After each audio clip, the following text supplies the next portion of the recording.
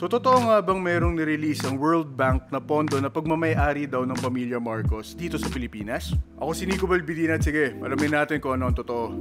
Sa isang video na nilabas ng YouTube channel na Pewdelay TV, may kita natin ang litrato ni na World Bank Group President AJ Banga at President Ferdinand Bongbong Marcos Jr. na di umano'y may matindi daw na pinag-uusapan. Ayon sa video, tungkol daw ito sa umano'y World Bank funds na pagmamay-ari daw ng yumaong diktador na si Ferdinand Marcos Sr. Kaso nga lang, hindi yan totoo. Ilang beses na nating na-fact check ang channel na yan at nakita na din natin na mahilig silang magtagpi-tagpi ng mga videos or photos na wala namang kinalaman sa isa't isa para makabuo ng panibago at pekeng naratibo. Yung pangalan din ng YouTube channel na yan ay masasabing ginaya sa sikat na gaming channel na PewDiePie. Pinalitan lang yung huling letters ng lie or kasinungalingan.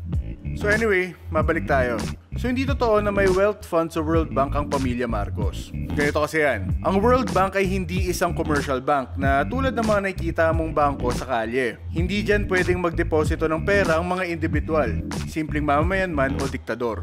Heto pa, paanong magkakaroon ng patagong pera si Marcos sa World Bank kung noong panahon nga nila nalubog sa utang ang Pilipinas? Ayon sa ulat ng New York Times noong 1983 pa lang nakatala na ang Bangko Sentral ng Pilipinas ng utang na pumapalo sa 18 billion US dollars.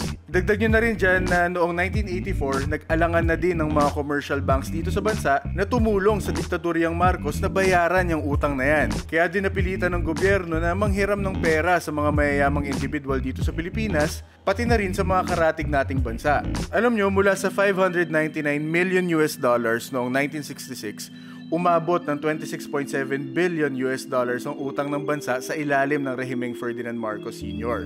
Ngayon nga may mga nagsasabi pa na hanggang 2025 pa natin babayaran yung mga utang na yan. Okay, so yun na nga. Bakit ba natin fina-fact check yung mga video tulad nito? Ganito kasi yan. Yung naturang video na yan ay umani na ng mahigit 51,000 na views at nasa 200 comments. Karamihan pa sa mga comments na yan ay nagpapahayag na naniniwala sila sa mga kasinungalingan na yan.